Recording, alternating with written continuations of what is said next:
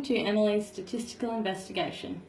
The question I chose to investigate was, do boys and girls' arm spans grow at the same rate from Year 6 to Year 10?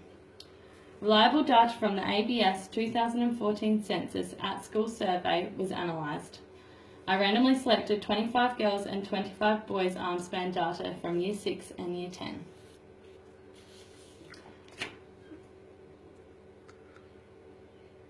I used Excel to construct all of my data representations.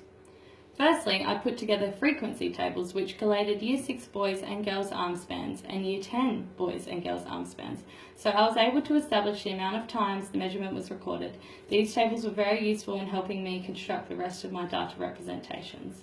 I then represented the data in stem and leaf plots, which were very useful in clearly displaying the mode of each group. Dot plots are very effective ways of again determining the mode of each group and are simple visual representations allowing for the reader to gain insight of how boys' arm spans are generally of higher value in both Year 6 and Year 10.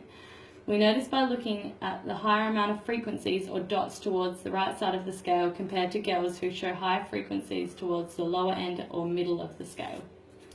Next, I created double column graphs where I was able to collate the genders in Year 6 and Year 10. This was particularly useful for making direct comparisons between genders on a single graph. Instantly, I am able to recognise where frequencies exist for one gender only.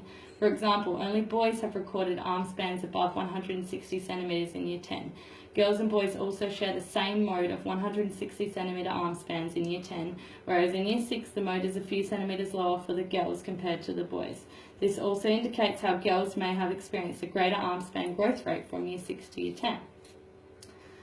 Although sector graphs can be useful ways to display data, they are usually better suited to larger sets, where there are bigger differences in frequencies. It is hard to determine the amount of frequencies the different sectors are displaying, although the measurement which occurs most is identifiable.